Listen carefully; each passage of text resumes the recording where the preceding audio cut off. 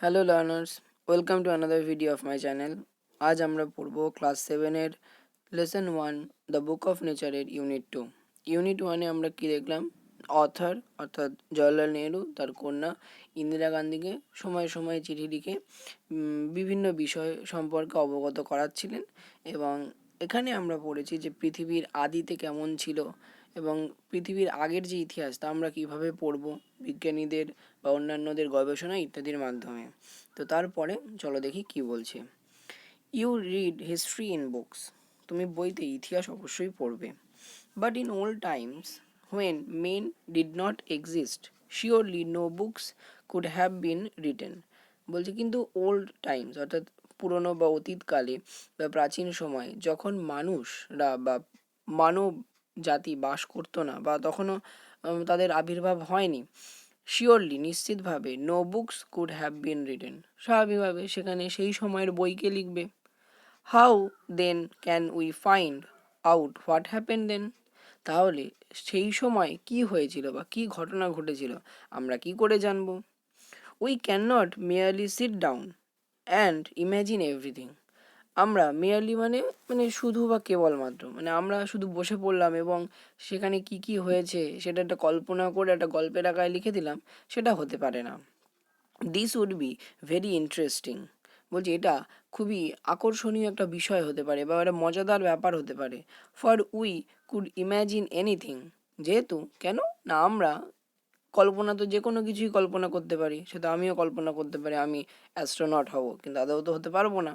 তাহলে বা হতে পারে আমি বলে স্বর্গের রাজা হব, সেটা কল্পনা, আমি তো কল্পনায় গরু কাছেও তুলতে পারি, কোনো অসুবিধা নেই।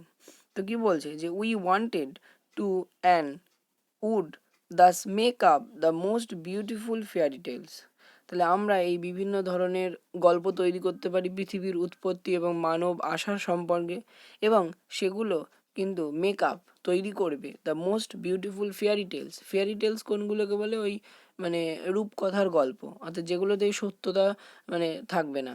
যে ওই যেমন গাছ কথা বলে, বা এই আমরা যেমন টিভিতে দেখি না ছোটদের যে রূপকথার গল্প বা ছোটোবেলায় পড়েছি, সেরকম বিভিন্ন সুন্দর সুন্দর রূপকথার গল্পে পরিণত হবে যদি আমরা পৃথিবীর আদি ইতিহাস নিজেদের মধ্যে ভাবতে থাকি। But this need not be true as it would not be based on any facts that we had seen. বলছে সেইগুলো যে সত্যি হতে হবে তার কিন্তু কোনো মানে নেই, তার কারণ বেসড অন মানে কোনো কিছুর ভিত্তি করে, based on any facts that we had seen, বলছে আমাদের দেখা কোনো মানে চাক্ষুষ কোনো দৃশ্য ও দেখে বা কোনো ঘটনার পরিপ্রেক্ষিতে বা সাপেক্ষে সেই জিনিসটা বা সেই কাহিনীটা বা সেই গল্প কথাটা তৈরি হয়নি যে সেটা সত্যি হতে হবে।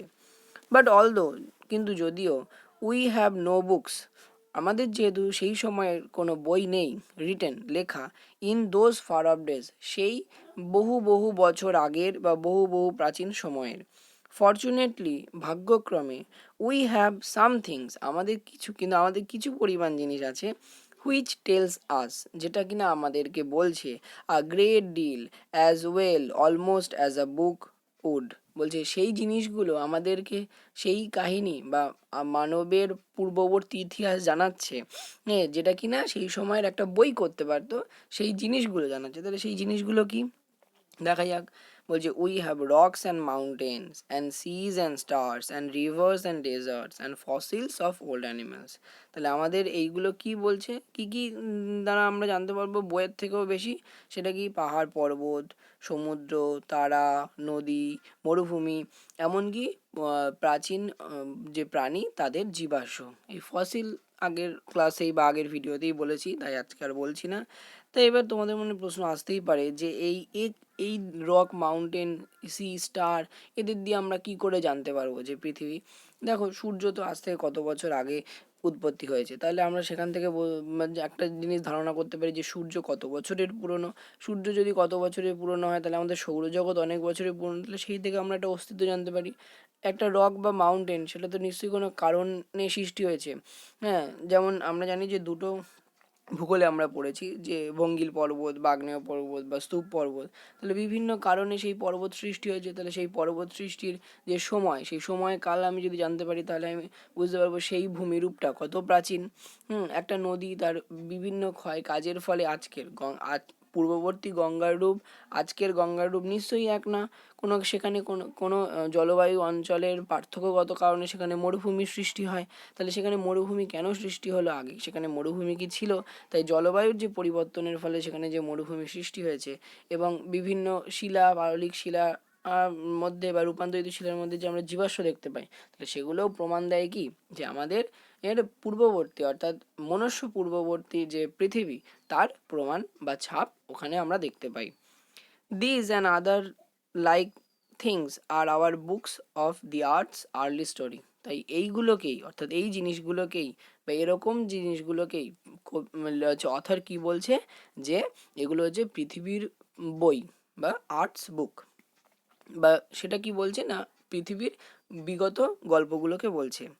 And the real way to understand the story, এবং এই গল্প অর্থাৎ পৃথিবীর এই গল্পকে বুঝতে গেলে রিয়েল ওয়েতে অর্থাৎ নির্দিষ্ট উপায়ে বুঝতে গেলে is not merely to read about it, শুধুমাত্র করে পড়ে গেলেই হবে না, ইন আদার্স পিপল বুক, যেগুলো লেখা আছে অন্যের বইতে, but to go to the great book of nature, তোমাকে যদি বুঝতে হয় তোমাকে প্রকৃতির কাছে যেতে হবে এবং তার সেই ভাষা বুঝতে হবে।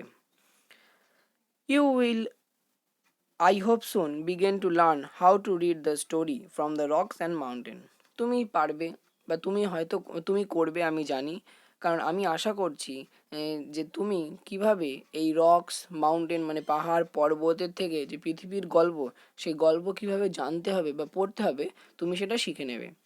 Imagine how fascinating it is, ভাবো এটা কতই না ফ্যাসিনেটিং বা একটা মজাদায়ক ব্যাপার।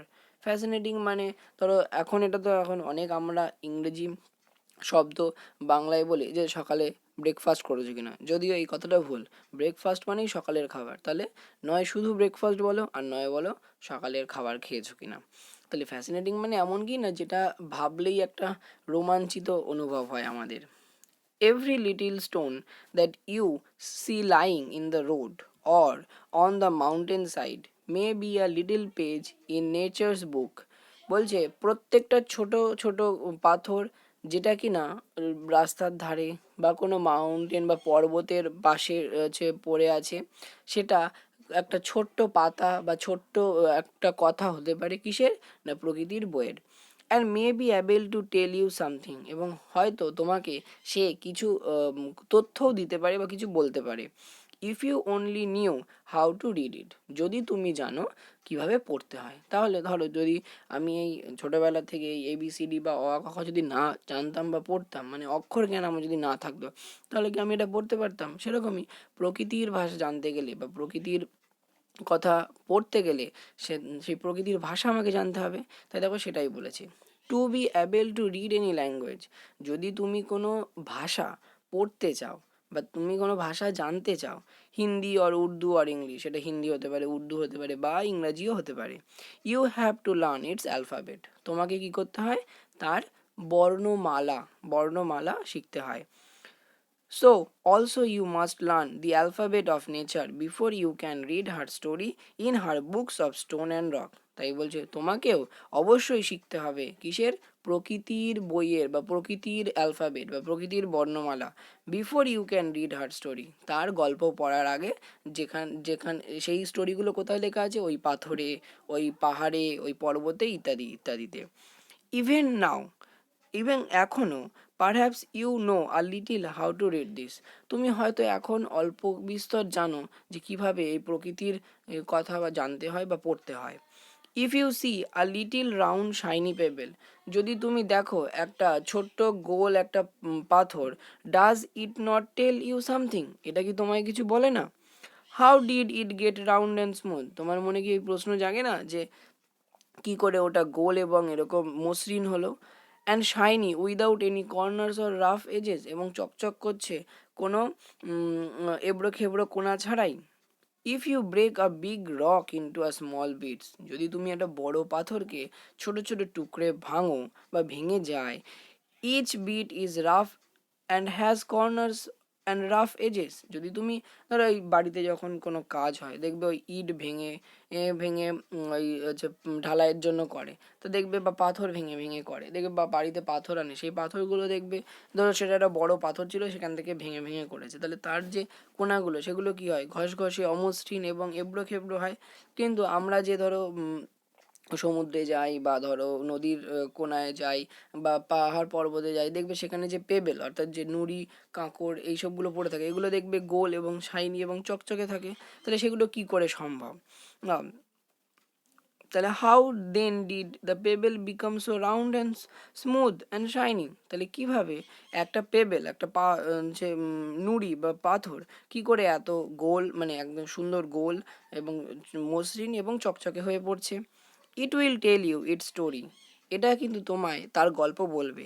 If you have good eyes to see and ears to hear it, তাহলে বলছে যদি তুমি জানতে পারবে এর গল্প, যদি কি হয় না তোমার চোখ থাকবে দেখার জন্য এবং কান থাকবে শোনার জন্য।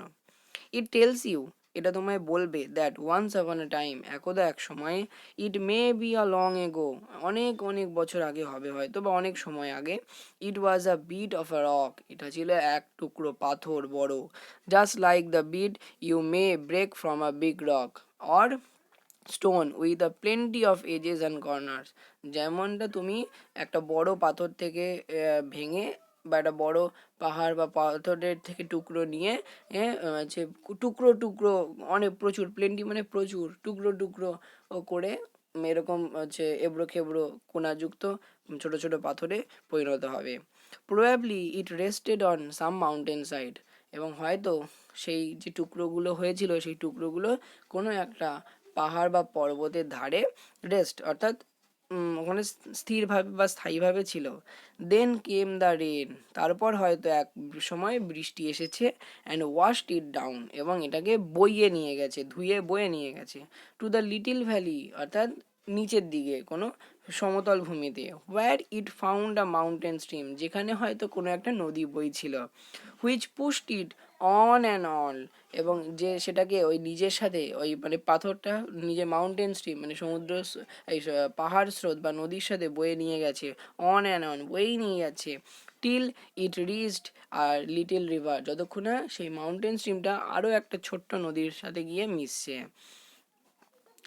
যে and the little river took it to the big river, আবার সেই ছোট্ট নদীটা আবার একটা বড় নদীতে নিয়ে গেছে সেই পাথরটাকে, and all the while it rolled at the bottom of the river and its edges were worn away and its rough surface made smooth and shiny, এবং সেই ছোট্ট নদী তাকে কি করবে, সেই ছোট্ট পেবেলটাকে তার যে স্রোতের নিচে তাকে নিয়ে বইতে থাকবে, এবং সে এরমভাবে গোল গোল গোল গোল পাক পাক করে ঘুরতে থাকবে, ঘুরতে থাকলে এক সময় তার যে সেই যে এবড়ো খেবড়ো যে কিনারা ছিল বা ধার ছিল সেইগুলো একেবারে মসৃণ হয়ে যাবে, মসৃণ হয়ে সে চকচক করবে। So it became the pebble that you see, এবং আজকে যে তুমি নদীর পাশে পড়ে থাকা যে ছোট্ট গোল চকচকে পাথর হিসেবে তুমি দেখছো বা হাতে তুলে নিয়ে দেখছো, সেরকম তুমি ওই এতটা প্রসেস বেরোনোর পর ওরকম সে হয়েছে। Somehow the river left it behind and you found it, এবং কোনোভাবে হয়তো নদীর গতি কমে যাওয়ার জন্য বা নদীতে বন্যা আসার জন্য ওই নিচের থেকে ওপরে উঠে আসবে কোনো একটা সাইডে, তাই তুমি দেখতে পাবে। এবারেই মানে যে ওই এবড়ো খেবড়ো পাথর থেকে পেবেল হওয়ার সেটা একটা ভালো উদাহরণ আমি যদি তোমায় বলি, দেখবে যে কাঠের দোকানে বা যেখানে ফার্নিচার তৈরি করে, দেখবে প্রথমে যে কাঠটা কেটে আনে সেই কাঠের যে লকটা বা গুঁড়িটা বা এটা থাকে যে পিসগুলো থাকে, দেখবে সেগুলো ঘষঘষে অমসৃণ থাকে, পরে সেটাকে দেখবে চেঁচে চেঁচে চেঁচে বা একটা দিয়ে দেখবে চেঁচে সেটাকে মসৃণ করে একেবারে, তারপরে দেখবে আমাদের বাড়িতে যে আসবাবপত্রগুলো এসেছে ফার্নিচারগুলো আছে, দেখবে তার গা কতটা সিল্কি বা মসৃণ। তো সেরকম এটাও তাই, তুমি একটা লিঙ্ক এদের মধ্যে করতে পারো। If the river had carried it on, যদি সেই রিভার ওই পেবেল অবস্থাতে যদি ফেলে না দেয়, তাকে যদি আবার আরও মানে কোনোভাবে যদি পড়ে না মানে তার সেই গতিপথ থেকে বেরিয়ে না যায়, তার মধ্যেই থাকে, it would become smaller and smaller, মানে সে আরও ক্ষয় করতে করতে করতে করতে সেই জিনিসটাকে আরও ছোট করবে, মানে ছোট থেকে ছোট করে যাবে, till at last it became a grain of sand and joined its brothers at the seaside to make a beautiful beach where little children can play and make castles out of the sand. তাই বলছি এটা ওই মানে ওই পেবেলটাকে ওরকম smooth করে দেওয়ার পরেও যদি সে কোনোভাবে কোনো প্রাকৃতিক কারণে যদি তার গতিপথ থেকে বেরিয়ে না যায়, তাহলে সেই নদীটি কী করবে, সেই পেবেলটাকে ওরমভাবে নিয়ে তার বিভিন্ন মানে সেই ক্ষয়কাজ চালাতে চালাতে চালাতে চালাতে ছোটো হতে হতে হতে হতে একটা বালির কণা মানে কলা কণা বালিতে পরিণত করবে, এবং সেটা গিয়ে কোথায় জমা হবে না, যেখানে সে মোহনা অর্থাৎ রিভারের যে মাউথ সেই মাউথের কাছে, এবং মাউথের কাছে গিয়ে জমা হলেই কি হবে, সে আমরা জানি কি সমুদ্রের কাছে যেখানে মোহনা সেখানে কি বীজ মানে সমুদ্র তীর আছে, এবার সমুদ্র তীরে কি থাকে, বালি, তাই সেখানে বলেছে সে ওই গ্রেন অফ স্যান্ড সেই এক কণা বালি বা বালির কণা হিসেবে জয়েন করবে কোথায়, it's brothers at the sea side, অর্থাৎ সমুদ্রের তীরে তার ভাই, ভাই মানে অন্যান্য আরও যে পেবেলরা বা অন্যরা ওই বালিতে পরিণত হয়ে ওখানে গিয়ে জমা হয়েছে, ডিপোজিট হয়েছে সেখানে, এবং কি তৈরি করবে, মেক আ বিউটিফুল বিচ, একটা সুন্দর সমুদ্র তট তৈরি করবে, হোয়ার লিটল চিলড্রেন, যেখানে তোমাদের মতো ছোট্ট ছেলে মেয়েরা ক্যান প্লে খেলতে পারবে, and make castles out of the sand, এবং বালি দিয়ে দেবে, তোমরা যদি পুরী বা দীঘায় ঘুরতে যাও দেখবে যে সেখানে বালি দিয়ে বিভিন্ন স্ট্রাকচার তৈরি করে, ক্যাসেলস মানে এখানে দুর্গ, তো এই দুর্গ তৈরি করতে পারবে, বালির দুর্গ। If a little pebble can tell you so much, তাহলে ভাবো যদি একটা ওই ছোট্ট পাথর তোমাকে এত কাহিনী বলতে পারে, how much more could we learn, তাহলে আমরা কত না কিছু শিখতে পারি, from all the rocks and the mountain, এই আমাদের যত সমস্ত পাহাড় পর্বত আছে, and the many other things we see around us, এবং আরও অনেক কিছু যেটা কিনা আমরা আমাদের খালি চোখে আমাদের প্রকৃতির চারিদিকে দেখি। তো আজকে আমাদের শেষ হয়ে গেল ক্লাস 7-এর লেসন 1 সম্পূর্ণ। যদি কোনো কোয়ারি থাকে জিজ্ঞাসা করো, এবং ভালো লাগলে বন্ধুদের সাথে শেয়ার করো।